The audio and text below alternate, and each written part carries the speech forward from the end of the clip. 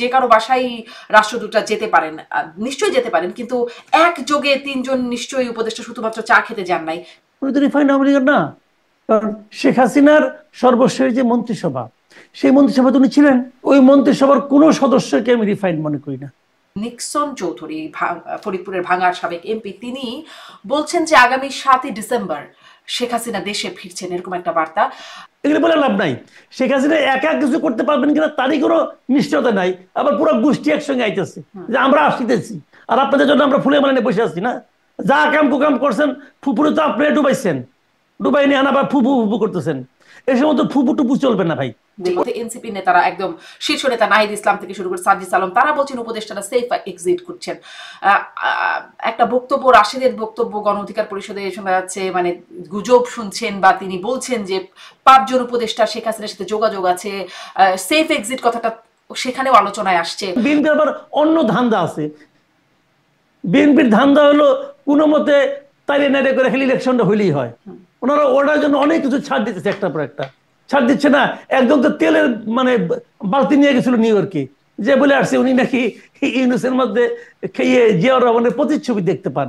Press সচিব শফিকুল আলম তিনি বলছিলেন যে দেশের গণমাধ্যমগুলো অনেক বেশি স্বাধীনতা পেয়ে গেছে, পত্রিকাগুলোর কথা তিনি বলছেন। আমার একটা পীর শ্রেণীর লোক মনে হয়, মানে পীর শ্রেণীর লোক মনে হচ্ছে এই কারণে বুধবার দিন উনি বললেন যদি হিউম্যান রাইটস ওয়াচের মতো প্রতিষ্ঠান বলে তাহলে তারা একভাবে গুরুত্ব দিবেন। আল্লাহর কি রহমত, পরের দিনই কইছে। আমি জিজ্ঞাসা করছিলাম যে বিএনপি আমলে কি সাংবাদিকরা হুমকি ধামকি বা নির্যাতনের শিকার হতো কিনা সেই বিষয়টি, কারণ আমি ওই যে বলছিলাম যে ফেসবুকে অনেকে পাল্টা লিখছেন, অনেকে আবার নামও দিচ্ছেন যে ফরিদপুরের প্রবীর সাহা, ফেনীতে টিপু সুলতান, মলয় ভৌমিক, কার্টুনিস্ট আরিফুর রহমান, খুলনার মানিক সাহা, এরকম অনেকের নাম। আমি বেশ কয়েকটা বিষয় আপনার সাথে কথা বলতে চাই, শুরু করতে চাই। মানে সম্প্রতি যে কটা বিষয় খুব আলোচিত কথা হচ্ছে বিভিন্ন গণমাধ্যমে, সেই সবগুলো বিষয়ে আপনার কাছ থেকে একটু মন্তব্য, আপনার বিশ্লেষণ জানতে চাই। শুরু করতে চাই যে এখন বেশ আলোচনা হচ্ছে যে সাবের হোসেন চৌধুরী বাসায়, আওয়ামী লীগের সাবেক মন্ত্রী, তার বাসায় ইউরোপীয় ইউনিয়নভুক্ত 3টি দেশের রাষ্ট্রদূত গুলশানের বাসায় একসাথে একটা বৈঠক করেছেন।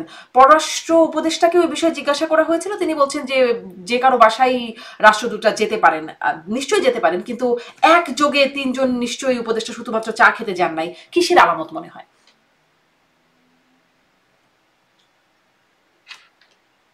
এটা দেখেন, নানা ধরনের কথা কিন্তু এর মধ্যে হচ্ছিল, বিভিন্ন সময় হচ্ছিল যে শেখ হাসিনাকে বাইরে রেখে অনেকটা মানে নিষ্পাপ টাইপের একটা আওয়ামী লীগ গঠন করা যায় কিনা, সফট আওয়ামী লীগ গঠন করা যায় কিনা, সেরকম আওয়ামী লীগ নিয়ে রিফাইন্ড আওয়ামী লীগ এটা আনা যায় কিনা। তো সেই উদ্যোগের মতো এটা হতে পারে, অনেকে মনে করতে পারে, বাট আমি মনে করি না। আমি মনে করি না এই কারণে, আমি তো সাবের হোসেন চৌধুরীকে রিফাইন্ড আওয়ামী লীগেরই মনে করি না। উনি তো রিফাইন্ড আওয়ামী লীগের না, কারণ শেখ হাসিনার সর্বশেষ যে মন্ত্রিসভা, সেই মন্ত্রিসভাতে উনি ছিলেন। উনি তো ছিলেন, তো থাকার পর তো উনি ওই মন্ত্রিসভার কোনো সদস্যকে আমি রিফাইন্ড মনে করি না। তাহলে আপনি এই মন্ত্রিসভা থেকে অনেকগুলো সিদ্ধান্ত হয়েছে, সেই সিদ্ধান্তের আলোকেই তারা ছাত্রদের বিরুদ্ধে কথা। উনি কি ওই সময় ছাত্রদের পক্ষে ছিলেন? উনি কি জুলাই আন্দোলনের পক্ষে ছিলেন? উনি কি শেখ হাসিনার যে স্বৈরাচারী শাসন তার বিরুদ্ধে ছিলেন?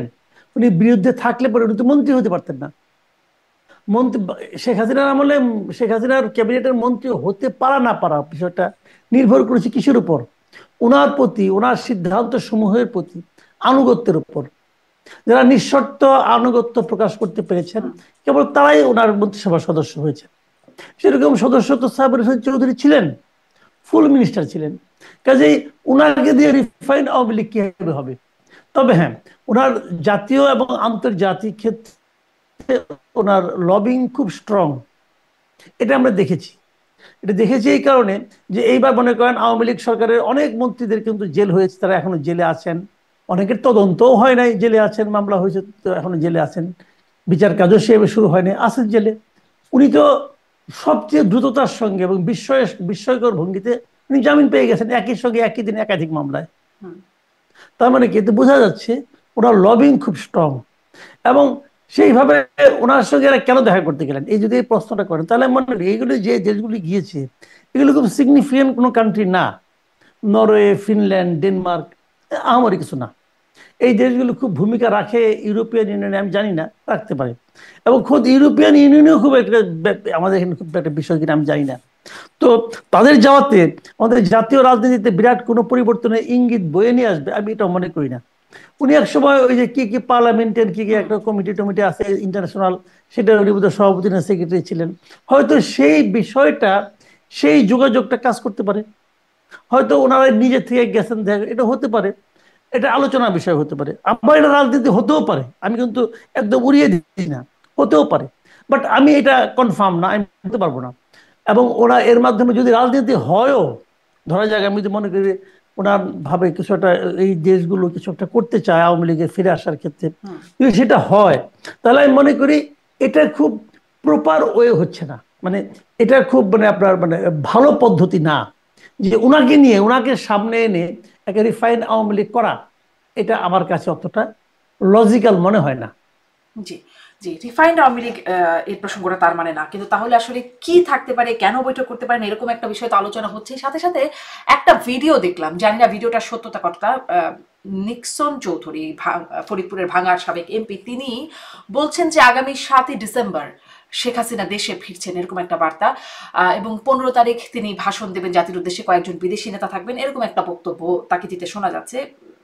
এখন তো আবার নানান রকম ভাবে ভিডিও বানানো যায়, ফলে সত্যতাটা নিশ্চিত হতে পারছি না, কিন্তু শুনলাম, এটি দেখে মনে হলো যেন ঠিকই তিনিই বলছেন। কি মনে হয়, কোনো কি যোগসূত্র আছে, আসলে শেখ হাসিনা ফিরবেন, এরকমটা সম্ভাবনা দেখেন আপনি? দেখেন, এটা এআই দ্বারা তৈরি হতে পারে, আবার নাও হতে পারে। নিক্সন চৌধুরী বলতেও পারেন। তো নিক্সন চৌধুরী যেভাবে বললেন, ভাবখানে এরকম উনি শেখ হাসিনার মুখপত্র হয়ে গেছেন না? উনি কি শেখ হাসিনার মুখপাত্র? আমার ফুপু, আমার ফুপু, এগুলি বললেন। তো ওনার ফুপু তো ওনাকে একবার নমিনেশন দেয় নাই। ওনার যে এত ঘনিষ্ঠ ফুপু, তিনি কি ওনাকে একবারের জন্য নমিনেশন দিয়েছিল আওয়ামী লীগের পক্ষ থেকে? উনি আওয়ামী লীগের বিরোধিতা করে এমপি হয়েছেন। তার ফুপু তাকে হয়তো কেন ফালায় নাই জানি না, কাজে ওনার ফুপুর মুখপাত্র যে উনি হয়ে গেছেন, এটা তো আমি মনে করি না, এক নম্বর। দ্বিতীয় কথা হলো, যেটা খুব জরুরি কথা, সেই জরুরি কথা হলো যে উনি বারবার বলছেন যে উনার ফুপু করবেন। তার মানে যে পরিবারতন্ত্রের বিরোধিতা আমরা সবসময় করি, অন্তপক্ষে আমি করছি, এটা আমার কাছে একেবারেই ভালো লাগে নাই। ওনার ফুপু মানে কি? তাহলে উনি যে এমপি হয়েছেন, অথবা উনি যে বাংলাদেশে রাজনীতি করতেন, এটা কি ফুপুর কল্যাণে করতেন?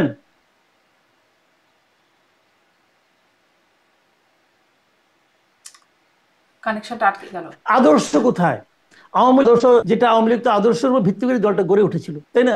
সেই দলে আদর্শ কেন ফুপু, সেই দলে আদর্শ কেন ফুপু ভাতিজের মধ্যে সীমাবদ্ধ, যে কে তাকে ফুপু ডাকে, কে তাকে খালা ডাকে, কে তাকে আম্মা ডাকে, এর উপর নির্ভর করে কি আগামীতে ক্ষমতা হস্তান্তর হবে? যদি এটাই হয়, তাহলে আমি মনে করব যে শেখ হাসিনাকে প্রতিহত করা এই জাতির কর্তব্য হয়ে দাঁড়াবে। আমি, উনি শেখ হাসিনা আসবেন, ওনার ভাইয়ের পোলাকে নিয়ে আসবেন, বোনের পোলাকে নিয়ে আসবেন, অমুককে নিয়ে আসবেন, তমুককে নিয়ে আসবেন, শেখ পরিবার নিয়ে আসবেন, চাস্তো ভাইকে নিয়ে আসবেন, মামা, এই আমরা আর চাই না।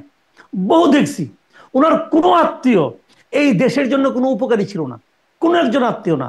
শেখ হেলাল খুলনাটাকে তছনছ করে দিচ্ছে, তাপস ঢাকা শহরটাকে তছনছ করে দিচ্ছে, এবং এটা তার বাপের সম্পত্তি মনে করছিল সে, এই তাপস। তো এইগুলি কি? তার আরেক ভাই পরশের বউ ইলেকশন নিয়ে যে কেলেঙ্কারি সে করে গেছে সুপ্রিম কোর্টের বারে নিয়ে, ভাই এইগুলি আর দেখতে চাই না। শেখ সেলিম পুলিশের পুরাটাকে সে একটা বিকল্প একটা পুলিশ প্রশাসন কায়েম করছিল, এগুলো আমরা সবাই জানি।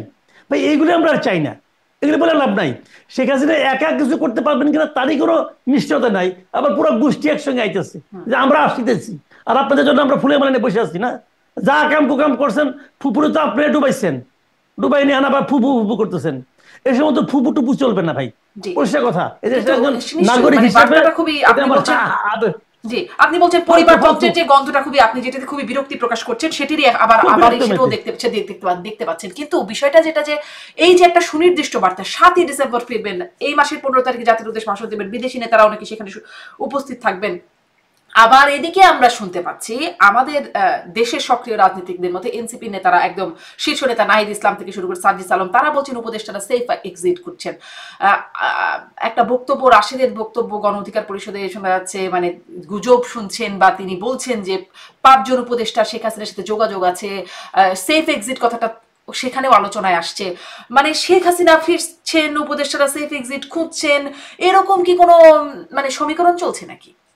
না, আমি মনে করি না, আমি এটা একদমই মনে করি না। দেখেন, আমি এখনো মনে করি যে আওয়ামী লীগ এখানে ওই আগের ফরম্যাটে ব্যাক করবে এটা সম্ভব না।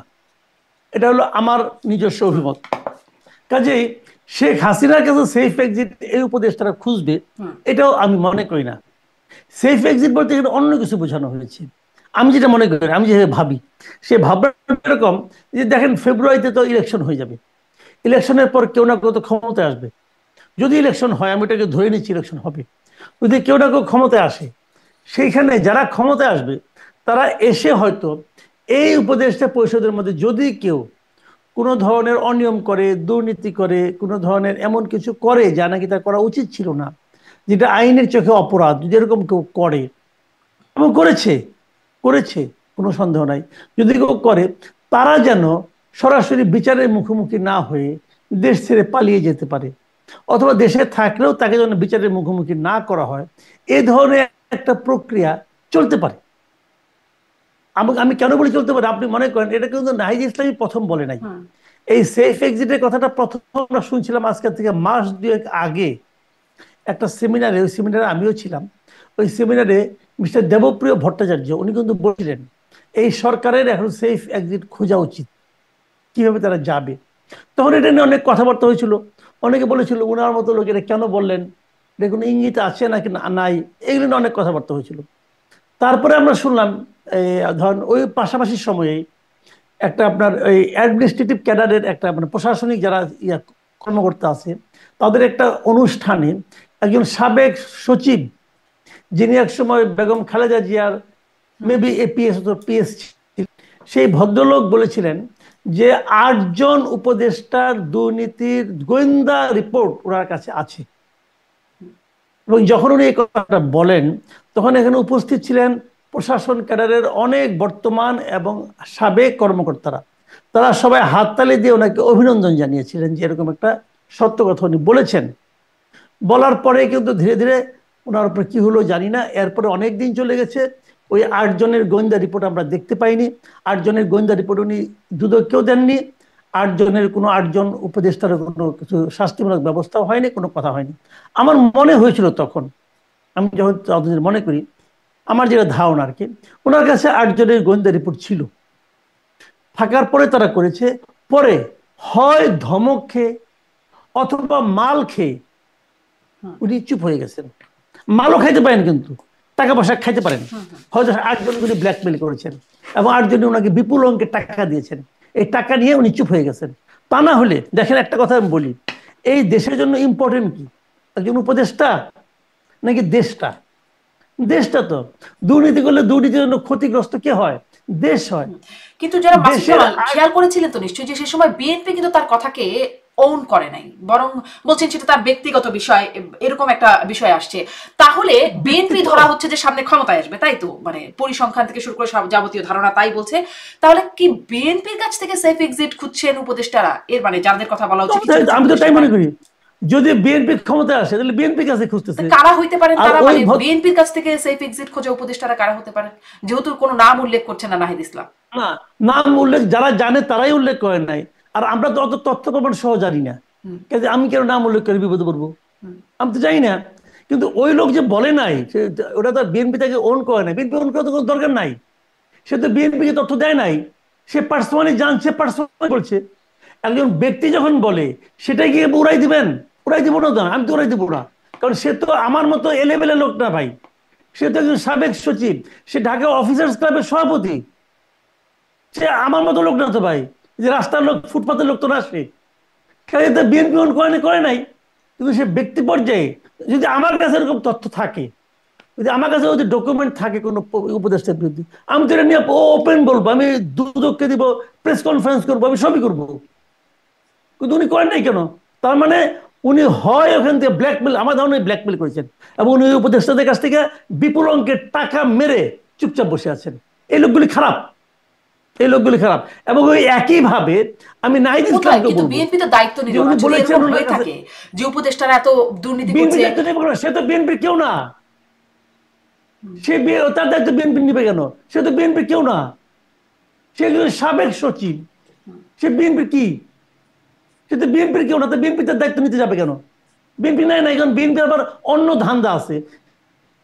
বিএনপির ধান্দা হলো কোনো মতে তাইলে নাইলে করে খালি ইলেকশনটা হইলেই হয়। ওনারা ওটার জন্য অনেক কিছু ছাড় দিতেছে, একটার পর একটা ছাড় দিচ্ছে না। একদম তো তেলের মানে বালতি নিয়ে গেছিল নিউ ইয়র্কে, যে বলে আসছে উনি নাকি ইউনুসের মধ্যে খেয়ে জিয়াউর রহমানের প্রতিচ্ছবি দেখতে পান। ওই প্রতিচ্ছবি দেখার পর দেশে আসার পর এখন আওয়াজ টাওয়াজ শুনি না, চুপচাপ আছেন। কিন্তু ওনাদের লক্ষ্যটা কি? যে কোনো ভাবে কোনো রকম বাধা বিঘ্ন ছাড়া কোনো মতো গেলে ফেব্রুয়ারিতে নির্বাচনটা হয়ে যাক। উচিত ছিল বিএনপির, উচিত ছিল উনি আসার পর বলা যে আমরা এটা মনে করি না, আমরা কোনো প্রতিচ্ছবি দেখি না। অথবা ওনাকে বলা উচিত ছিল আপনি এটা কেন বললেন, ব্যাখ্যা দেন। উনিও কোনো ব্যাখ্যা দেয় নাই, বিএনপিও তার কাছে কোনো ব্যাখ্যা চায় নাই, বিএনপিও জাতিকে কোনো ব্যাখ্যা দেয় নাই। জাতি, আমার মতো জাতি যারা আছি আমরা যা বুঝা তা বুঝে নিছি, তাই তো বুঝে নিছি। তো এইগুলো যদি বিএনপি মনে না করে, মনে করবে না, এটা বিএনপির সমস্যা। কিন্তু ঘটনা, কথা যখন উচ্চারিত হয়, শোনেন, কথা যখন একবার আপনি বলে ফেললেন, কথা তো তীরের মতো, আপনি ওটা ব্যাক করতে পারবেন না। তো উনি তো কথা বলে ফেলছেন, বলে ফেলে ওটা প্রমাণ দেন না, তার মানে কি চুপ করে গেছেন কেন? কিন্তু বিএনপি তো আসলে চুপ করেই থাকছে সব ব্যাপারে। দেখেন তিনি মানে বিএনপি 3 উপদেষ্টা পদত্যাগের কথা বলছিলেন কেন? অভিযোগ তো বিএনপি করে নাই, অভিযোগ করছে ওই ভদ্রলোক, আর এদিকে অভিযোগ করছে নাহিদ ইসলাম। নাহিদ ইসলামের ব্যাপারে তো এখানে তো দেখেন এনসিপিও কোনো ভূমিকা নিচ্ছে না, কিন্তু এনসিপিও কিছু বলছে না, কিন্তু নাহিদ ইসলাম বলেছেন। নাহিদ ইসলাম কেন বলছেন? দুইটা কারণ হতো, আমি এখানে ওই দুই কারণ দেখি। এক কারণ হলো যে ওনাদের কাছ থেকে ব্ল্যাকমেল করা, ব্ল্যাকমেল করে আমি আমার মানে কিছু ক্ষমতা অর্জন করব, কিছু সম্পদ অর্জন করব, কিছু একটা হতে পারে, এটা হতে পারে। এছাড়া অনেকে বলে উনি না পাওয়ার বেদনা, আমি এগুলো মনে করি না ভাই, না পাওয়ার বেদনাটা তো কিছু না। মানে এজন্যই কি তাহলে ব্ল্যাকমেইলের শব্দটা যেহেতু বলছেন, এজন্যই কি তাহলে মনে হয় যে এরকম যে সময় মতো প্রকাশ করা হবে, মানে কথা না শুনলে সময় মতো অপকর্ম প্রকাশ করা হবে, এই জন্যই কি বলছেন ব্ল্যাকমেইল, মানে এইরকম মিনিং? অবশ্যই। আপনি জানেন, ধরেন আমি একটা কথা বলি, আপনি জানেন যে কয়েকজন সচিব, কয়েকজন উপদেষ্টা এই আন্দোলনের সঙ্গে বিশ্বাসঘাতকতা করেছে, আপনি যে বলছেন যদি হয়ে থাকে, আপনার কাছে কোনটা বড়? আন্দোলনের সাফল্য বড়, নাকি ওই উপদেষ্টার সঙ্গে আপনার ব্যক্তিগত সম্পর্কটা বড়? বলেন। আপনি তো নিজেকে আন্দোলনের সিপাহ সালার দাবি করেন, তাহলে আপনি যদি আন্দোলনের সিপাহ সালার হয়ে থাকেন, তাহলে আন্দোলনের স্বার্থে ওই লোকগুলিকে আপনি ওপেন করছেন না কেন? তাহলে আপনার কাছে ডকুমেন্ট নাই। যদি ডকুমেন্ট না থাকে তাহলে আপনি কিন্তু উচ্চারণ করলেন কেন? আপনি তো একটা পার্টির প্রধান, কেন উচ্চারণ করলেন আপনি? এটা কি ফার্স্ট টাইম করার জায়গা নাকি রে ভাই? হ্যাঁ, মানে নাহিদের সাথে সার্জিসও বলছেন মৃত্যু ছাড়া নাকি কোনো সেফ এক্সিট নাই। সামান্থা শারমিনকে বলতে শোনা যাচ্ছে যে সব ফাঁস করে দেয়া হবে। মানে এনসিপি তো বক্তব্য বলা চলে, তাই নয় কি? মানে নাহিদ বলছেন, সার্জিস বলছেন, আর কি বলবেন? সার্জিসের বক্তব্যটা কিন্তু ইন্টারেস্টিং। উনি কিন্তু মানে অন্য ভাই বলছেন আবার, উনি বলছেন যে এইগুলি যদি সেফ এক্সিট পায় তার মানে কি বিদেশ চলে যাবে। বিদেশ গেলেই কি মুক্তি আছে? বিদেশে তো বাঙালি আছে, তাদের হাতে পড়বে। এই কথাটা আমার ভিন্ন একটা অর্থ আমি করি। ভিন্ন অর্থটা কিভাবে করি? যে বিদেশে গেলে যে ঝামেলা পড়তে হয়, এটা আবার এনসিপির বন্ধু বান্ধব যারা আছে তাদের সবাই মিলে টের পাইছেন। মাহবুব আলম টের পাইছেন বিদেশে গেলে কি ঝামেলা পড়তে হয়, আসিফ মাহমুদ সজীব ভুইও টের পাইছেন। কিন্তু বিদেশে গেলেও ঝামেলা আছে, কিন্তু মানে পৃথিবীর এখন এত ছোট হয়ে গেছে যে আপনি এখানে কোনো আকাম করবেন, বিদেশে যেয়ে ধরা খাবেন, ধরা খাচ্ছেন তারা সবাই, তাই না? কাজে উনিও তো ওই অর্থে বলেছেন, ওই অর্থে বলেছেন। তো ওই অর্থে বললে তো তারাই আসলে ধরা খাচ্ছেন না, উপদেষ্টাদের মধ্যে তো ধরা খাবে। হ্যাঁ, মানে তাদের সাথে ব্যক্তিরা তো ধরা খাচ্ছেন, তো তাদের সেফ এক্সিট নিয়ে তো নিশ্চয়ই কথা বলছেন না, নাকি বলছেন? ওটাও বলতে হবে, ওটাও বলবেন আপনি, ওটা বলবেন না কেন? সার্জিস বলেন, হাসনাত বলেন, নাহিদ বলেন, আমেরিকা লন্ডনে যেতে পারবে, যাক না, দেখেন না কি হয়। তখন ওখানে কিছুদিনের জন্য ডিমান্ড দাম বেড়ে যাবে। এটা তো বাস্তবতা, অত সহজ না, ধরা সবাই খাবে। জি, যেমন ধরেন শুনেন, আপনি যা করবেন তাই পাবেন, আপনি যা করবেন আজকে আগামীকাল তাই ফেরত পাবেন। আপনারা বলতেছেন, গাড়ি জোরে বলতেছেন আমরা ঠিক করছি, অমুক করছি। শুনেন, এই গভর্নমেন্টের সবচেয়ে বড় ভুলটা যেটা হয়েছে সেটা হলো যে একটা পলিটিক্যাল পার্টিকে তার কার্যক্রম নিষিদ্ধ করা। এটাই গভর্নমেন্টের সবচেয়ে বড় ভুলের মধ্যে একটা। এটা করে তারা এখন সিরিজ অফ এররের যে একটা চক্রের মধ্যে পড়ে যাচ্ছে। দেখেন আজকে কি হয়েছে, আজকে আপনার কি বলে, কি ফোরাম যেন ওটা, ভুলে গেলাম, আরে জাতীয় ঐকমত্য কমিশনের কথা বলছেন কি? মীনাক্ষী গাঙ্গুলি, যেটা আচ্ছা আচ্ছা, জি, হিউম্যান রাইটস, জি জি, তাদের জাতিসংঘের তারা যে প্রতিবেদন দিচ্ছে, হিউম্যান রাইটস ওয়াচ। আজকে নিউ ইয়র্ক ভিত্তিক যে হিউম্যান রাইটস ফোরাম আছে, হিউম্যান রাইটস ফোরাম আজকে কি বলছে বলেন? Human rights watch, sorry, human rights watch আছে কি বলছে? হিউম্যান রাইটস ওয়াচের যে বড় আর্টিকেলটা তাদের আজকে লেখা হয়েছে, জি সেইটার শেষে কি আছে জানেন? আমি আপনাকে পড়ে শোনাই। হিউম্যান রাইটস ওয়াচের এশিয়া এশিয়া অঞ্চলের উপপরিচালক মীনাক্ষী গাঙ্গুলি বলেন, বাংলাদেশ সরকারের সন্ত্রাস বিরোধী আইনের অপব্যবহার বন্ধ করা উচিত, যে আইনের মাধ্যমে আওয়ামী লীগকে নিষিদ্ধ করা হয়েছে, যে আইনের মাধ্যমে মঞ্চ 71 থেকে অধ্যাপক কার্জন, মঞ্জুর আলম পান্না সহ অনেকে গ্রেফতার করা হয়েছে এই আমলার মাধ্যমে। আচ্ছা, তারপরে কি বলছেন? আইনটি রাজনৈতিক দমন পীড়নের সমার্থক হয়ে উঠছে, এবং শেষ বাক্যটা কি? এর পরিবর্তে অন্তর্বর্তী সরকারের নিরাপদ ও অংশগ্রহণমূলক নির্বাচনের পরিবেশ তৈরিতে মনোযোগ দেওয়া উচিত। কি ধরনের নির্বাচনের জন্য মনোযোগ দিতে বলছে? নিরাপদ ও অংশগ্রহণমূলক। আপনি নিরাপত্তা করেন, অংশগ্রহণমূলক নির্বাচন আপনি কেমনে করবেন আওয়ামী লীগ ছাড়া? কেমন করে করবেন? এটা কিন্তু হিউম্যান রাইটস ওয়াচ বলতেছে। কালকে দেখবেন আরেকটা সংগঠন বলবে। আন্তর্জাতিকভাবে কোনো দেশ এ পর্যন্ত এই সরকারের এই পদক্ষেপের সমর্থন করে নাই। তারা যে আওয়ামী লীগের কার্যক্রম নিষিদ্ধ করছে, আওয়ামী লীগকে যে নির্বাচনের বাইরে রাখতেছে, এই কাজে তাদের এই পদক্ষেপের সমর্থন বহির্বিশ্বের কোনো একটা দেশ এ পর্যন্ত করে নাই, এবং এর প্রতিবাদ আসতেই থাকবে, আসতেই থাকবে। এমনকি জাতিসংঘের সেই প্রতিবেদনেও সুপারিশে বলা হয়েছিল যে নিষিদ্ধ না করার পক্ষে বা পুরো দলকে নিষিদ্ধ করা যাবে না জি বলছে এখানে। জি আপনি যে প্রতিবেদনের কথা বললেন, ডেফিনেশন আপনি ডেমোক্রেসির ডেফিনেশন নিজের মতো করে দিবেন, তাহলে তো হবে না রে ভাই। জি আপনি যে প্রতিবেদনের কথা বলেন হিউম্যান রাইটস ওয়াচ, মানে তার আগের দিনই প্রেস সচিব শফিকুল আলম তিনি বলছিলেন যে দেশের গণমাধ্যমগুলো অনেক বেশি স্বাধীনতা পেয়ে গেছে, পত্রিকাগুলোর কথা তিনি বলছেন অনেক বেশি স্বাধীনতা তারা পেয়ে গেছে, এজন্য তারা অনেক বড় রকমের ফ্রিডম পেয়েছে, ফলে অনেক ধরনের কথা বলে। এটা এই বিষয়টাতে একটু আসি যে তারা আসলে অনেক বড় ফ্রিডম পেয়েছেন বলে মানবাধিকার বা আইন শৃঙ্খলা সম্পর্কে আসলে বাড়িয়ে চাড়িয়ে লেখে এরকম একটা ইঙ্গিত তিনি করছেন। আসলে পরিস্থিতি স্থিতিশীল, মানবাধিকার পরিস্থিতি ভালো বলে তার ভাষ্য, এবং তিনি বলছেন যে হিউম্যান রাইটস ওয়াচ বা এই ধরনের আন্তর্জাতিক সংগঠনগুলো যদি বলে তাহলে মানে একটা বিশ্বাসযোগ্যতা আসে, এইগুলোর আসলে বিশ্বাসযোগ্যতা নেই। এখন হিউম্যান রাইটস ওয়াচ বলছে, এই বিষয়টি আসলে সরকারের জন্য কেমন হলো? দেখেন, এই শফিকুল আলম সাহেবকে আগে আমি মনে করতাম যে উনি বোধহয় এই আগের সরকারে ডক্টর হাসান মাহমুদ এবং ওবায়দুল কাদেরের সম্মিলিত রূপ, সম্মিলিত প্রকাশ। ওই দুইজন যে যে কাজ করতেন তার মাধ্যমে একটা শঙ্কর প্রজাতির ব্যক্তি হিসেবে উনি আবির্ভূত হয়েছেন। ওনার মুখ দিয়ে দুইজনের কথাই আসে মনে করতাম। এখন তাকে মনে হয় একটা পীর শ্রেণীর লোক মনে হয়, মানে পীর শ্রেণীর লোক মনে হচ্ছে এই কারণে বুধবার দিন উনি বললেন যদি হিউম্যান রাইটস ওয়াচের মতো প্রতিষ্ঠান বলে তাহলে তারা একভাবে গুরুত্ব দিবেন। আল্লাহর কি রহমত, পরের দিনই কইছে। এখন উনি কি বলবেন?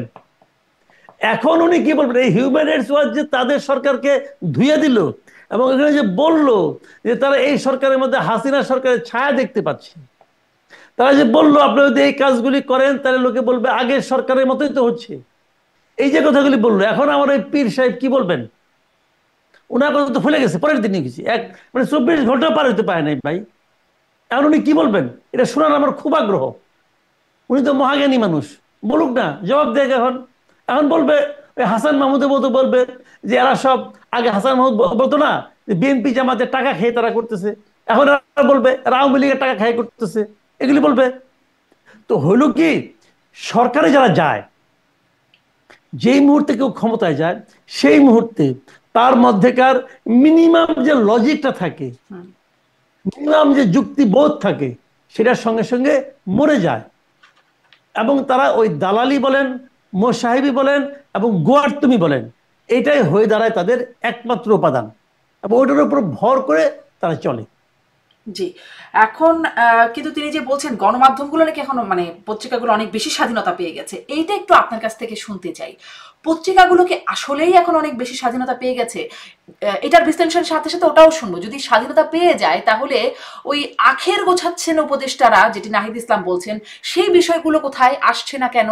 বা আপনি যে বলছিলেন যে মানে 8 জন উপদেষ্টার গোয়েন্দা তথ্য আছে, একজন বললেন সেগুলো সব উড়িয়ে দেওয়া হলো, বা ধরেন আসিফ মাহমুদ তার যে চাঁদাবাজির কথা আসলো, সেখানে আসলো একজন মানে তারই সহকর্মী মানে সহযোদ্ধা রিয়াদ নামের একজন যাকে ধরা হলো, তিনি বললেন কেমনি তিনি চাঁদাবাজির সাথে জড়িত ছিলেন। সবকিছু পড়ার পরে কোনো কিছু গেল না।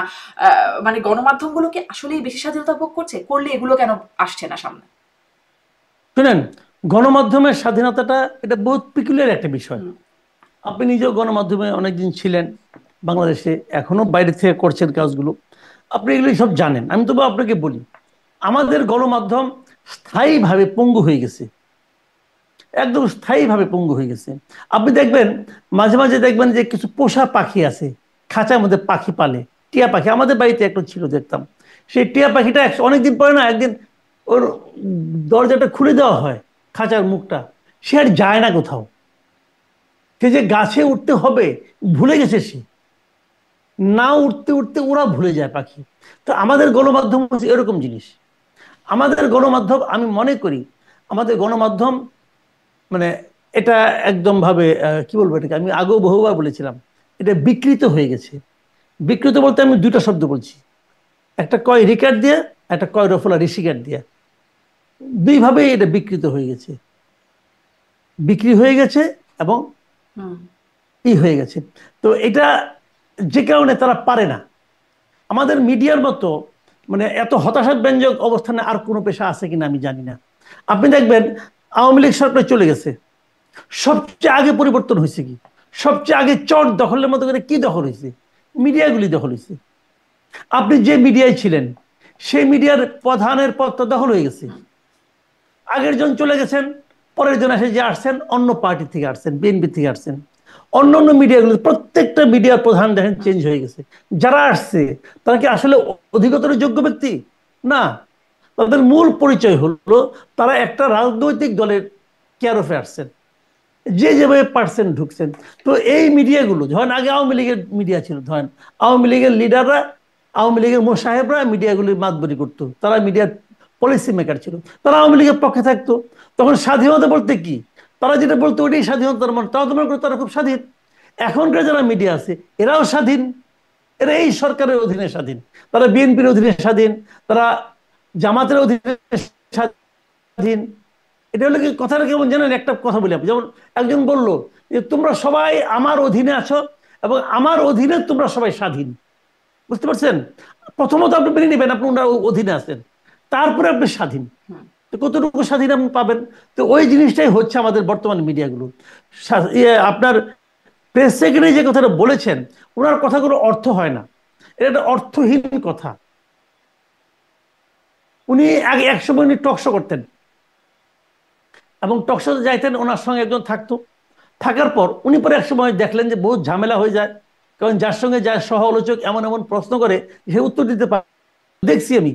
কাজেই আপনি কি করছেন, এটা আপনি নিজেকে, আপনি প্রেস সেক্রেটারি, এই ক্ষমতাটা প্রয়োগ করে আপনাকে একা নিতে বাধ্য করছেন। এটার নাম স্বাধীনতা? মিডিয়াগুলো স্বাধীনতা ভোগ করতেছে না। আচ্ছা, উনি ওই দিন যে প্রসঙ্গে বলছিলেন কথাটা, উনি বলছিলেন পত্রিকাগুলো এত স্বাধীন হয়ে গেছে তারা যা ইচ্ছা তা লেখে, এগুলো নাকি বাস্তবতার সঙ্গে মিল নাই। আচ্ছা, ভালো কথা মানলাম, তাহলে বাস্তবতার সঙ্গে মিল আছে কোনটার? উনি যেটা জানেন সেটার। তো উনি কি জানেন, উনি কার মাধ্যমে জানেন, ওনার সোর্সটা কি, ওনার সোর্সটা কি এগুলি জানার? ওনার জানার সোর্স হলো পুলিশ। আগেও কিন্তু আগের গভর্নমেন্ট আমলে একই ঘটনা ঘটতো। শেখ হাসিনা বলতেন, শেখ হাসিনা অথবা স্বরাষ্ট্রমন্ত্রী পুলিশের ভাষ্যকে মনে করতেন যে রিয়েল ভাষ্য। বলছে না আসাদুজ্জামান কামাল বলে নাই যে গুম বলতে কিছু নাই, যারা গেছে হারাইছে তারা বিভিন্ন কারণে হারাই গেছে, কেউ ব্যবসায়িক কারণে চলে গেছে লুকাই পড়ছে, কেউ পারিবারিক কারণে লুকাই পড়ছে, কেউ প্রেম করে ভাইগে গেছে, এগুলোই বলছে উনি। উনি এই সমস্ত অশ্লীল কথাবার্তা বলছে। তাহলে এখন গুমের লোক কোত্থেকে বাইরে আসলো, গোলাম আজমের ছেলে কোত্থেকে বাইরে আসলো, গোলাম আজমের ছেলেকে আরেক মহিলা নিয়ে পলাই গেছিল, নাকি মীর কাসিম আলীর ছেলে পলাই গেছিল, তারা কোত্থেকে আসলো? তো ওই রকম কথাবার্তা ক্ষমতায় থাকলে অনেকেই বলেন, উনিও বলছেন। ওনার সোর্স কি? এই ডিজিএফআই অথবা এনএসআই অথবা পুলিশ অথবা র্যাব, এরাই তো সোর্স।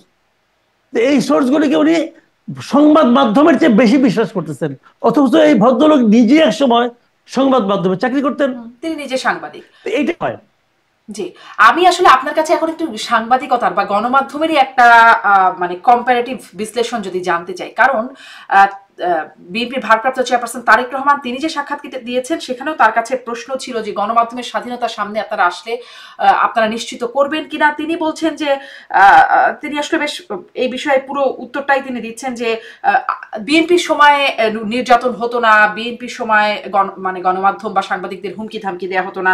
তিনি বলছেন আমি বলতে পারবো স্বৈরাচারের সময় একটু কোটি করি, স্বৈরাচারের সময় বহু সাংবাদিককে বিভিন্ন জায়গা থেকে ফোন করে বিভিন্ন রকম ভয়ভীতি প্রদর্শন ধমক দেওয়া হতো, বিএনপির সময় এগুলো করা হয়নি, কারণ তখন সংবাদপত্রে যে খবরগুলো প্রকাশিত হয়েছে তৎকালীন বিএনপি সরকার সম্পর্কে আমার সম্পর্কে যে খবরগুলো প্রকাশিত হয়েছে যদি ওই রকম হতো তাহলে কিন্তু ওইরকম খবর প্রকাশিত হতো না। অর্থাৎ বিএনপির সময় যদি অত্যাচার নির্যাতন থাকতো তাহলে খবরগুলো প্রকাশিত হতো না, স্বাভাবিকভাবে যা হয়নি বিগত সরকারের সময়, স্বৈরাচারের সরকারের সময়। কাজেই আপনাকে আমি গ্যারান্টি দিয়ে বলতে পারি বিএনপি অতীত সরকারের সময় যেরকম সাংবাদিকদের গুম করা হয়নি, সাংবাদিকদের নির্যাতন করা হয়নি, সাংবাদিকদের দেশ ছেড়ে যেতেও বাধ্য করা হয়নি, ইনশাল্লাহ ভবিষ্যতেও হবে না। মানে বিএনপি সরকারের সময় অতীতে যেমন সাংবাদিকরা নিরাপদে ছিল, তাদের উপর কোনো নির্যাতন হয় নাই, হুমকি ধামকি থাকে নাই, ভবিষ্যতেও থাকবে। কেমন ছিল বিএনপি সরকারের সময়ও আসলে আসলে কি সাংবাদিকরা কোনো রকম তখন? এখানে আমি দুটো কথা বলি। ওনার কথা দুই ধরনের কথা আছে। উনি একটা কথা বলেছেন যে আগামীতে সাংবাদিকদের উপর ওনার কোনো প্রভাব থাকবে না, সাংবাদিকতার উপর কোনো প্রভাব থাকবে না, এবং সংবাদপত্রকে এবং সাংবাদিকতাকে মানে আটকানো হবে না, গলা টিপে ধরা হবে না। এই হলো একটা পদ্ধতি, একটা কথা, একটা ছিল না। আচ্ছা, এখন যেমনটি যখন বলে তখন আমি আতঙ্কিত হই। আসলে যখন যেমনটি বলে তখন আমি আতঙ্কিত হই। বিএনপি আমলেও ছিল। 91-এ যখন বিএনপি প্রথম ক্ষমতায় আসছে, ভাই খালেদা জিয়া যখন প্রথম ক্ষমতায় আসছে, আপনি জানেন ঢাকা সাংবাদিক ইউনিয়ন ভাঙছে ওই সময়। ঢাকা সাংবাদিকদের যে সংগঠনটা সেটা দ্বিখণ্ডিত হয়েছে খালেদা জিয়ার আমলে। উনি অস্বীকার করতে পারবেন? আর উনি বলবেন আমরা তো ভাঙি নাই, আপনারা ভাঙছেন। হ্যাঁ, আমরা ভাঙছি, সেটা কিন্তু আপনারা এনকারেজ করছেন, আপনারা তো আশ্রয় দিয়েছেন। যে পক্ষটা আপনাদের কাছে গেল, হাজিরা দিতে গেল, তাদেরকে আপনি বলছিলেন যে আপনি একসঙ্গে আসেন, বললেই হইতো, বলেন নাই তো। সেই যে ভাঙলো সাংবাদিক ইউনিয়ন কিন্তু এখনো দ্বিখণ্ডিত, এখনো সাংবাদিকও দ্বিধা বিভক্ত। এবং এই দ্বিধা বিভক্তি এমন একটা পর্যায়ে পড়ছে, এই যে আমরা আজকে সাংবাদিক বলতে যে দালাল সাংবাদিক বলি, বুঝি কেন বুঝি? এটা ওই কারণে 91-এ সরকারের কাছে বিএনপি সাংবাদিকরা ভাইঙা একটা গোষ্ঠী বিএনপি দালালি করলো, আরেক গোষ্ঠী অবহেলিত থাকলো। 96 এসে এই অবহেলিত গ্রুপ আবার দালালি শুরু করলো, আবার আগের গ্রুপটা অবহেলিত হয়ে গেল। 2001-এ এসে তারা আরো বিপুল বেগে দালালি আরম্ভ করলো, আগের গ্রুপটা আরো বিপুল বেগে অবহেলিত হলো। 2009-এ এসে তারা বিশাল বিপুল বেগে আসলো, তারা এখন মানে পার্টির মানে লাঠিয়ালে পরিণত হলো, আর আরেক গ্রুপ বিলাই হয়ে গেল। এখন আবার বিলাই সিংহ হয়ে গেছে, আর আগে সিংহ এখন বিড়াল হয়ে লুকিয়ে পড়ছে। এই তো চলছে, এটা আগামীতেও চলবে, এটাই চলবে। এই ধারাটা যতক্ষণ আপনি বন্ধ না করতে পারবেন ততক্ষণ পর্যন্ত সাংবাদিকতা স্বাধীন হবে না। দেখেন, সাংবাদিকতাকে পরাধীন করে রাখছে প্রকারান্তরে সরকার। আমি আপনাকে ছোট্ট একটা এক্সাম্পল দিয়ে বলি, সেটা হলো বিজ্ঞাপনের মাধ্যমে। কোনো সার্কুলেশন নাই, বিজ্ঞাপন পায়। আগের আমলে কি হইতো, ভোরের কাগজ এক কপি কয় কপি ছাপা যাম যায় না। আমি অনেক সময় বলতাম যে আপনি যদি একটা তাবিজ বানানো দরকার পড়ে, লোক যদি বলে যে ভোরের কাগজের ফ্রন্ট পেজে পেঁচে পেঁচে তাবিজের মধ্যে ঢুকাইলে আপনার রোগ ভালো হবে, আপনি তাবিজ বানানোর জন্য ভোরের কাগজ পাইতেন বাজারে। এই অবস্থা। তার সার্কুলেশন দেখানো হয়েছিল 1,65,000। দৈনিক সংবাদ কোথাও পাওয়া যায় না, 1,65,000 সার্কুলেশন এখনো তাই দেখায়। কেন দেখায়? তারা ওই রেটে বিজ্ঞাপন পায়, ওই বিজ্ঞাপন দিয়ে পুরোটাই মালিক এনে দেয়। সংবাদের সার্কুলেশন এখন 1,65,000 এখনো। সংবাদ তো বাজারে পাওয়া যায়, কেউ দেখছে বাংলাদেশের পর্যন্ত? সে ওই রেটের বিজ্ঞাপন। এই যে বিজ্ঞাপনগুলি দেয় সরাসরি বাংলায় বলবো এগুলো ঘুষ। ঘুষ দিয়ে বলে তোমরা আমার পক্ষে বলবা, তোমাদের আমি হাতে রাখছি। সবাই হাতে থাকতো। নাইমুল ইসলাম খানের 4টা পত্রিকা ছিল, কেন? ঘুষ। 4টা পত্রিকা বিভিন্ন সময় ক্রোড়পত্র পাইতো, পাইলে ঘুষ। অনেক সাংবাদিক থাকতো, চাকরি করতো, সবাই হলো সরকারের পক্ষে ঘুষ। এটাই ঘুষ। যতক্ষণ পর্যন্ত সরকারি বিজ্ঞাপনের এই নিয়মটা থাকবে ততদিন পর্যন্ত বাংলাদেশে সাংবাদিকতার মান উন্নত হবে না।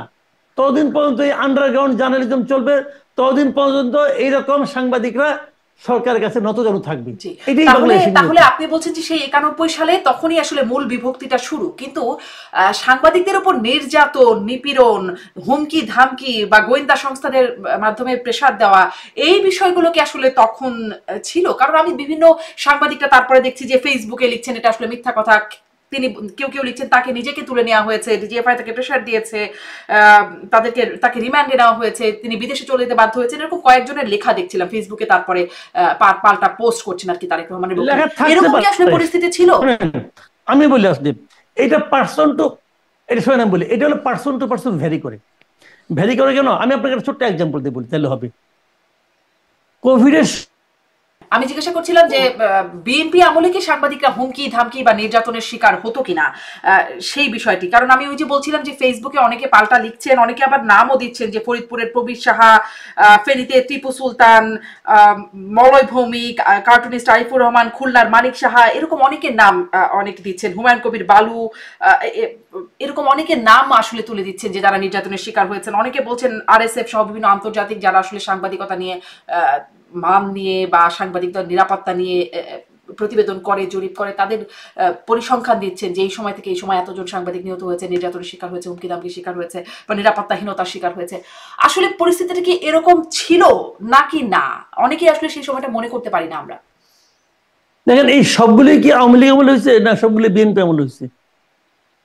বিভিন্ন সব আমলে হয়েছে। কোন আমলে হয় নাই? আওয়ামী লীগ আমলে হয় নাই, তা তো হয়েছে। হয়েছেই। বিএনপি আমলে হয়েছে, সব আমলে হয়েছে। কোনো আমলে ভাই এত দুধে ধোয়া তুলসী পাতা ছিল না, বলে লাভ নাই। সব আমলে এটা হয়েছে। এখন যে যেভাবে ব্যাখ্যা করে, যে যেভাবে ব্যাখ্যা করে। আরেকটা জিনিস হলো কি, আমাদের সাংবাদিকদের মধ্যেও কিছু ঝামেলা আছে ভাই, কিছু ঝামেলা আছে। আমি আপনাকে একটা এক্সাম্পল দিয়ে বলি, তাহলে বুঝবেন। এই যে বাংলাদেশ প্রতিদিন নামে একটা পত্রিকা, খুব জনপ্রিয় পত্রিকা, এই পত্রিকার সম্পাদক নঈম নিজাম, ডেপুটি এডিটর ছিলেন পীর হাবিবুর রহমান, উনি মারা গেছেন।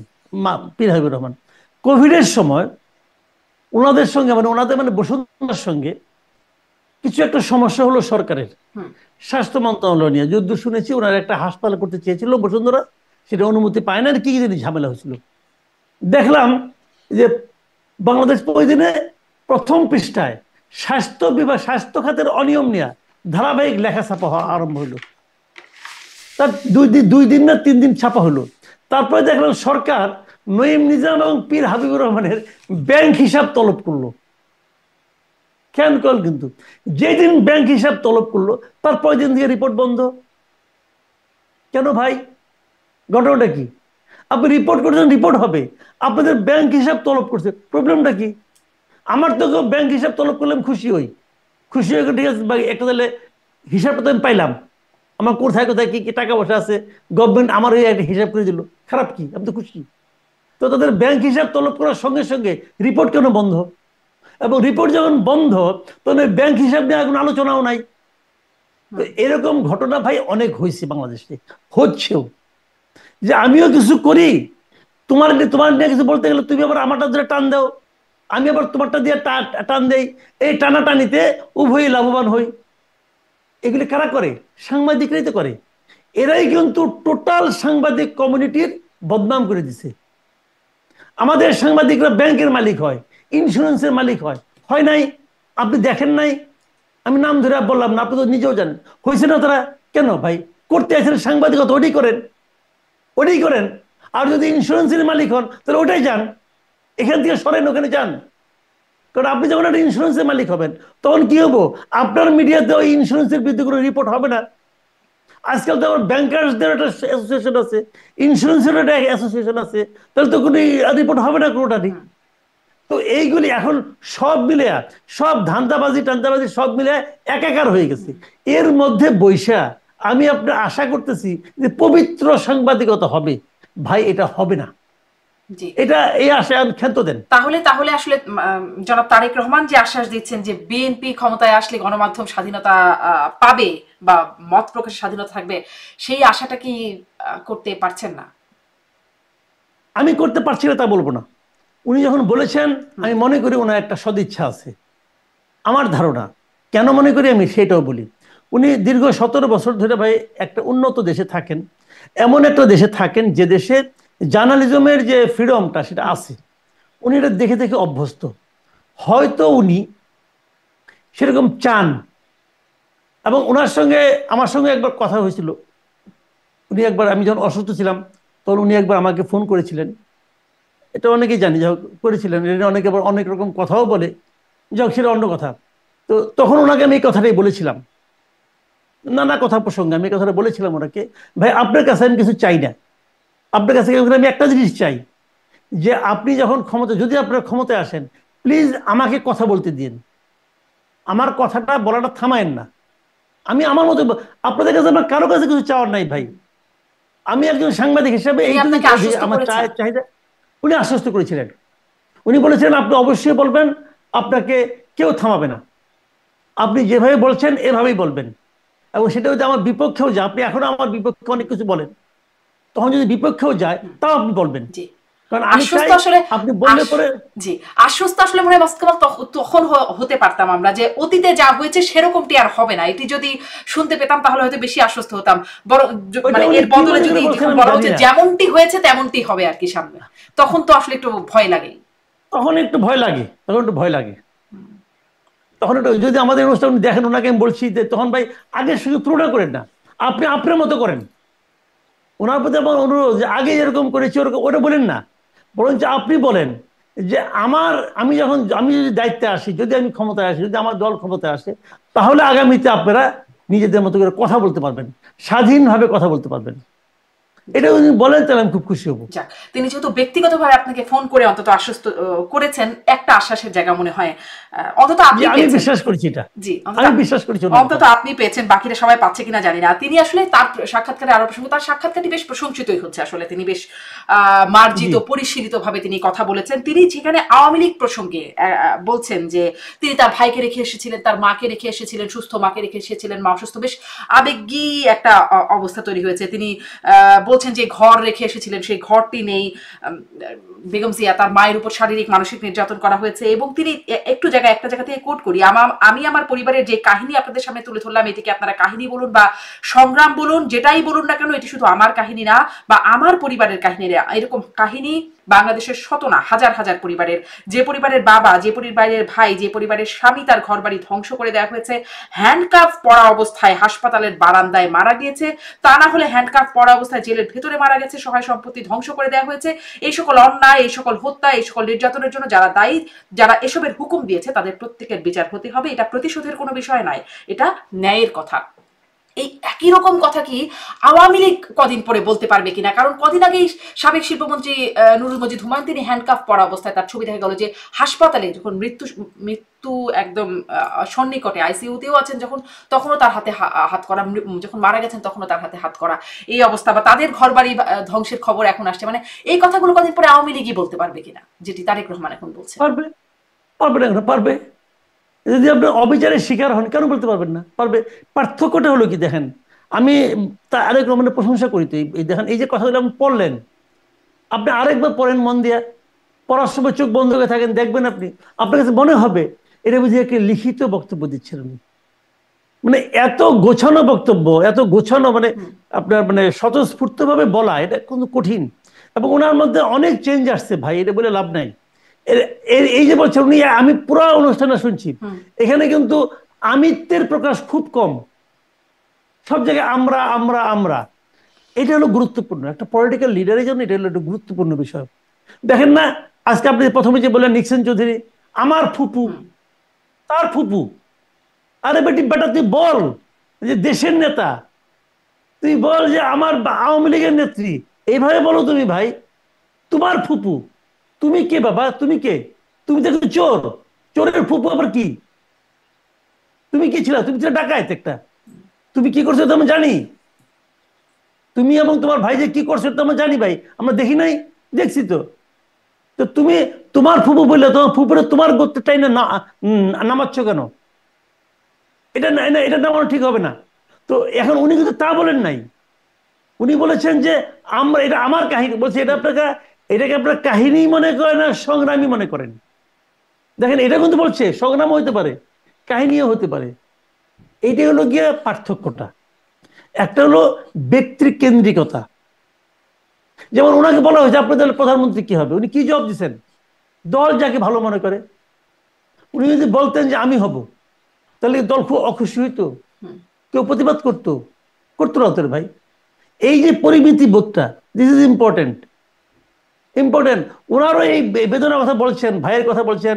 যদিও কিছু ঝামেলা আছে, ঝামেলা আছে মানে কি, ওনার ভাই তো আওয়ামী লীগ মানে মারা যায় নাই, ওনার ভাই তো দেশে মারা যায় নাই, ওনার ভাই তো বিদেশ চলে গেছে আওয়ামী লীগ ক্ষমতা আসার আগেই। ওগুলো সব ঠিক আছে, তারপরে উনি সামষ্টিকভাবে কথা বলেছেন। এবং এই দেশের অনেক বিএনপি লিডারদের জীবনে এর চেয়েও করুণ অভিজ্ঞতা আছে। গত 15-17 বছরে আমি অনেক বিএনপি লিডারকে চিনি। আমি তো এক বিএনপি লিডারকে চিনি যে ভদ্রলোক এই যে ক্যানিগঞ্জের, ওনার মায়ের জানাজায় সে যাইতে পারে না রে ভাই। আমি আরেক লোককে চিনি, সে ভদ্রলোক টাঙ্গাইলে আপনার কুমিল্লা মুরাদনগরে, সে বন্ধুর জানাজায় গেছে, সেক্ষেত্রে তাকে অ্যারেস্ট করে নিয়ে গেছে। কিন্তু আমার চোখের সামনে ঘটনা, এগুলো আমি দেখেছি। তো ওরকম ঘটনা তো এখানে হচ্ছে না। তো এই বিষয়গুলো আমি বলছি যে অনেক ঘটনা কিন্তু হয়েছে, আবার এখনো হচ্ছে। যত অনিয়ম, আমি তো মনে করি যত অনিয়ম হয়েছে, কেবল 17 বছরে না, আপনি এই 71 সাল থেকে ধরেন না কেন, 71-এ মুক্তিযুদ্ধের সময় অনিয়ম হয়েছে, হয় নাই? হয়েছে। গণহত্যায় কেউ কেউ সহযোগিতা করে নাই, করেছে। বিচার হবে না কেন? বিচার হওয়া উচিত, ওই বিচারও হওয়া উচিত। কেন বিচার হবে না? সবগুলি বিচার হওয়া উচিত, কিন্তু বিচারের নামে যেন রাজনীতি না হয়। যেটা নাকি আওয়ামী লীগ আমলেও রাজনীতি হয়েছে, এখনো সেই রাজনীতির চেহারা দেখতে পাচ্ছি। জি, মানে আবারও আপনি বিচারের কথা সেখানে বলেন, সেখানেও তারেক রহমানের একটা বক্তব্য আছে। যেন তারেক রহমান বলছেন 24 সালে বা বিগত 17 বছর গুম খুনের জবাব যেমন স্বৈরাচারকে দিতে হবে, 71-এ যদি কোনো দলের বিতর্কিত ভূমিকা থেকে থাকে তার জবাব তাদের দিতে হবে। মানে এখানে কি খুব যদি আছে যে কোনো দলের বিতর্কিত ভূমিকা, মানে তারেক রহমান কি আসলে জামাতকে প্রসঙ্গে একটু সফট মনে হলো কি? না, আমি তো মনে করি না। আমি তো মনে করি যদি থাকে হবে, মানে যদি থাকে বলছি কেন, যদি আপনি বলে, যেমন এখন যেটা হচ্ছে, শেখ হাসিনা এগুলো এগুলো করেছে করেছে করেছে সব কিছু বলেন, যদি করেই থাকে উনি, তাহলে বিচার করতে, বিচার করার দরকারটা কি? ফাঁসি দিয়ে দিলেই হয়, তাই না? যখন আপনি বিচার করবেন, তখন তো আপনাকে বলতে হবে উনি যদি অপরাধ করে থাকেন তার বিচার হবে। কাজে যদি বলাটা আমি অন্যায় দেখি না, বরঞ্চ এখন যারা যদি সারা বলতেছে, এটা অন্যায়। যদি সবাই বলা উচিত। জি, কিন্তু তিনি তো আসলে 24 সালে বা বিগত 17 বছর গুম খুনের জবাব যেমন স্বৈরাচারকে দিতে হবে, মানে সেখানে তো যদি করে থাকে তাহলে দিতে হবে তা বলছেন না, তার জবাব তাকে স্বৈরাচারকে দিতে হবে। আর আবার 71-এ যদি তখন আবার কোন দল বিতর্কিত ভূমিকা থাকে, এই জন্য আসলে মানে 24-এরটা দিতেই হবে স্বৈরাচারকে, আর 71-এ যদি করে থাকে। সেজন্য আমি আসলে প্রশ্ন করছিলাম যে সফট মনে হচ্ছে কিনা। না, একটু আমার মনে হয় না, তো আমার মনে হয় না, ওটা হয়তো বলার জন্য বলছেন, আমি এটা শিওর না। তো আমার কাছে মনে হয় না যে জামাতের প্রতি ওনারা খুব সফট হয়ে গেছেন এবং সফট হওয়ার কোনো কারণ আছে, এটা আমি মনে করি না। জি, এটা মনে করি একদম না। শেষের দিকে কথা বলি যে তাহলে ওই যে সেফ এক্সিট দিয়ে কথা বলা শুরু করলাম, সামনে ধরেই নেওয়া যাচ্ছে যে তারেক রহমান হবেন প্রধানমন্ত্রী, বিএনপি আসবে ক্ষমতায়, পরিসংখ্যানগুলো তাই বলছে। যদি তাই হয়, সেফ এক্সিটের সমস্যায় মানে আসলে কি উপদেষ্টাটা সেফ এক্সিট পাবেন? এখন তো বেশ প্রধান উপদেষ্টার সাথে সবারই একটা ভালো সম্পর্কের মোটামুটি দেখা যায়। এটা পেতেই পারে, পেতেই পারে। আমার এতে মনে হয় না যে খুব সমস্যা হবে, অনেকেই পেতে পারে। কারণ এখানে তো লেনদেনের ব্যাপার থাকবে, খালি মুখ চাইয়া সেফ এক্সিট দিবে কেউ তা মনে করি না। লেনদেন হয়ে যাবে, এটা বড় অঙ্কের লেনদেন হয়ে যাবে। আওয়ামী লীগের যে এই যে মনে করেন আওয়ামী লীগের নেতা মন্ত্রী এমপি সবাই যে বাইরে চলে গেলেন, কারো তো কোনো সমস্যা হলো না। অনেকে, কয়জন মন্ত্রী ধরা পড়ছে রে ভাই, তাই না? কয়জন এমপি ধরা পড়ছে, অনেকে তো বাড়ি দেখি তো অনেকে বাড়ি চলে গেছে। জি, আপনি কি মনে করেন বড় অঙ্কের লেনদেন হয় নাই? হয়েছে। সবারই বড় অঙ্কের লেনদেনের মাধ্যমে তারা গেছে। টাকা পয়সা ইনকাম যা করছিল অনেক একটা বড় অংশ একজন কাউকে না কাউকে দিয়ে যেতে হয়েছে, ওখানেও তখন লেনদেন হবে, লেনদেনের মাধ্যমে যাবে। জি, মানে সেফ এক্সিট মানে আসলে দেশ থেকে বিদেশে চলে গেলে হবে। সৈয়দ রেজওয়ানা হাসানও বলছেন, উপদেষ্টা তিনিও বলছেন যে তিনি দেশেই ছিলেন, দেশেই থাকবেন, তার আসলে এক্সিটের প্রয়োজন হবে না। তাহলে আসলে বাইরে থেকে যারা এসে উড়ে এসে জুড়ে বসেছেন তাদের সেফ এক্সিটের তাদের দরকার হবে। তাদের হতে পারে যারা দেশে ছিলেন, দেশে আছেন, যেটা বলেন উনি, এটা বলার জন্য বলেন না ভাই, এটা বলার জন্য বলেন। ওই যে আপনি মানে আছে কিনা যাই না, ওই আওয়ামী লীগ সরকার থাকতে একবার ওই যে ঠিকানা ঠিকানা তখন ডয়চে ভেলে, ডয়চে ভেলেতে খালিদ মহিউদ্দিনের এক টক শো হইতো একটা, ওইখানে একবার একটা টক শোতে আমিও ছিলাম, আমার সঙ্গে ওই যে আপনার ডিবি হারুন ছিল। তো খালিদ মহিউদ্দিন হারুনকে জিজ্ঞাসা করছিলেন যে যদি সরকার পতন হয় আপনি পালাবেন কিনা। তখন তুমি বলছেন আমি পালাবো কেন, আমি একজন সরকারের একজন বিসিএস কর্মকর্তা, আমি সরকারি চাকরি করি, সরকার পরিবর্তন হতেই পারে, আমি কেন পালাবো? আমি পালাবো না বলছিলেন, সবচেয়ে আগে পালাইছিল। শোনা যায় যে দেয়াল টপকে পলাইছিল, পলাইছিল না? ও বলে অনেকে, অনেকে বলে, ওবায়দুল কাদের বলে নাই পালাবো কেন, পালাইলে পরে মির্জা ফখরুলের বাড়িতে যাব। গেছিল তার বাড়িতে? গেছিল? পালাইছে। তো ওগুলি বলে। রিজওয়ানা হাসান তো এখনো ওই ওবায়দুল কাদের বড় নেতা হয় নাই, কাজে ওগুলি বলে। মানে সময় আসলে বলে দেবেন যে তারা আসলে তাদের এক্সিটটা জি। কেমন হবে। অনেক ধন্যবাদ জনাব মাসুদ কামাল। দেখা যাক সামনে। একটা প্রসঙ্গ মনে বাদ পড়ে গেল, একটু ছোট্ট করে জিজ্ঞাসা করে ফেলি, আসলে ভাবছিলাম শেষ করে দিই। বলেন। সেটা হচ্ছে জাতীয় ঐক্যমত কমিশন। একদম ছোট্ট করে একটু শুনি যে সেখানে শেষ হয়ে গেল জাতীয় ঐক্যমত কমিশনের যাবতীয় আয়োজন, সেখানে শেষ পর্যন্ত ঐক্যমত হয় নাই। গণভোট প্রসঙ্গে জুলাই সনদ বাস্তবায়ন কিভাবে হবে, গণভোট কিভাবে হবে, সেই প্রসঙ্গে কোনো এখনো পর্যন্ত ঐক্যমত হলো, মানে ঐক্যমত না হয়ে শেষ হলো। তাহলে আসলে কি হবে? ঐক্যমত না হলে কি হবে? পরিণতি কি হবে? যে জিনিসের শুরুটাই হয়েছে জোড়াতালি দিয়া, ওটা শেষ আর কি হবে? শেষ তো এটাই হবে। আমি শুরুর থেকেই তো এই প্রক্রিয়াগুলি বিরোধিতা করছিলাম যে এটা কিছু হবে না ভাই, এইভাবে হয় না। টিচার দিয়া, এনজিও দিয়া পলিটিশিয়ানদেরকে ঐক্যমত আনানো যায় না। এরা রাজনীতির কি বুঝে রে ভাই? এই বদির আলম মজুমদার, আলী রিয়াজ, এরা রাজনীতির কি বুঝে? বাংলাদেশের রাজনীতি এরা বুঝে? আলী রিয়াজ সাহেব থেকে আমেরিকা মাস্টারি করে, তো ওইটাই করেন। এনাইছেন কেন? আপনার কথা কে শুনবে? শুনেন, আমি একটা কথা বলি আপনাকে। এরা এখন কোনোভাবে জোড়াতালি দিয়ে একটা শেষ করতে চায়, নিয়ে আসছে গণভোট। ঠিক আছে, গণভোট হবে। এখন গণভোট কখন হবে? গণভোটে কিন্তু মোটামুটি সবাই রাজি। কবে হবে গণভোট? কেউ বলতেছে আগেই হতে হবে, নভেম্বরে হতে হবে, ডিসেম্বরে হতে হবে। কেউ বলতেছে না, একদম ইলেকশনের দিন হতে হবে। ভালো কথা, হইলো ধরেন। শেষ পর্যন্ত হয়তো এখানে একটা মাঝামাঝি অবস্থায় পৌঁছতে পারে, আমি জানি না কি হবে। যদি গণভোট হয় তাইলেই কি হবে? গণভোট কি এই 84টা সাবজেক্টের উপর হবে? এর মধ্যে অনেকগুলির মধ্যে নোট অফ ডিসেন্ট আছে, সেগুলির ব্যাপারে গণভোট কি হবে? শুনেন, আমি একটা ঘটনা বলি আপনাকে। অনেক আগে পাকিস্তানের শাসক ছিল না জিয়াউল হক, উনি একবার গণভোট করছিল একটা। সে গণভোটে ছিল দুইটা ইস্যু। একটা হলো যে আপনি পাকিস্তানে ইসলামী শাসন চান কিনা, আর 2 নম্বর হলো আপনি প্রেসিডেন্ট হিসেবে জিয়াউল হককে চান কিনা। যদি আপনি এই দুইটাতেই চান তাহলে হা, আর না মানে দুইটাই আপনি চান না। তাহলে এখন যারা যারা জিয়াউল হককে না চায়, তারা যদি না দেয়, তাহলে তারা কিন্তু পাকিস্তানে ইসলামী শাসন চায় না, এটাও প্রমাণিত হয়। হয় কিনা? হয়।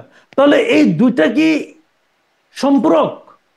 কথাটা খেয়াল করেন, মাত্র দুইটা কিন্তু ছিল সাবজেক্ট, আর আমার এখানে সাবজেক্ট হলো 84টা। 84টার মধ্যে আপনি উচ্চ কক্ষ চান? হ্যাঁ চাই। আপনি কি উচ্চ কক্ষে পেয়ার সিস্টেম চান? না, আমি উচ্চ কক্ষ চাই কিন্তু পেয়ার চাই না। কিন্তু হা বললে তো দুইটার মধ্যে হা হয়ে যায়। তাহলে এটা কি? এটার নাম রেফারেন্ডাম? পৃথিবীর কোনো দেশে রেফারেন্ডাম একাধিক বিষয়ের উপর একবার হয় না। একবারে রেফারেন্ডাম একটা ইস্যুর উপর হয়, একটা সিঙ্গেল সাবজেক্টের উপর হয়। এরা করেছে 84টা বিষয় নিয়ে, মানে জোড়াতালি একটা সীমা আছে। তারপরে ধরেন কোথায় কত ধরলাম, হলো 84টা হতে, সেখানে মনে করেন হা পরিবর্তন না হলো, তাহলে কি হবে? তাহলে কি হবে? না জয়যুক্ত হতেই পারে। আওয়ামী লীগের সবাই না, আওয়ামী লীগের তো ভোট তো আছে, নাতে ভোট দিল। বিএনপির অনেক অনেক লোক এতে পছন্দ করে নাই, তারাও না দিতে পারে। তখন কি হবে? এগুলি ভাই জগা খিচুড়ি, বাদ দেন, এগুলি বলে লাভ নেই। তার মানে আপনার কাছে মনে হচ্ছে এগুলো আসলে কোনো কাজের কাজ কিছু হয় নাই, যে মানে জি। এত বড় এতদিনের যে কার্যক্রম, যেটিকে আসলে সালাউদ্দিন আহমেদ বিএনপি স্থায়ী কমিটির সদস্য, তিনি বলছেন নানান খানাপিনা চলে এখানে, মানে সেই খানাপিনায় শেষ, কাজের কাজ খুব কিছু হলো। দেখা যাক রিপোর্ট দেবেন, সেখানে কি রিপোর্ট দেওয়া হয় সেটা নিশ্চয়ই দেখবো। অনেক ধন্যবাদ।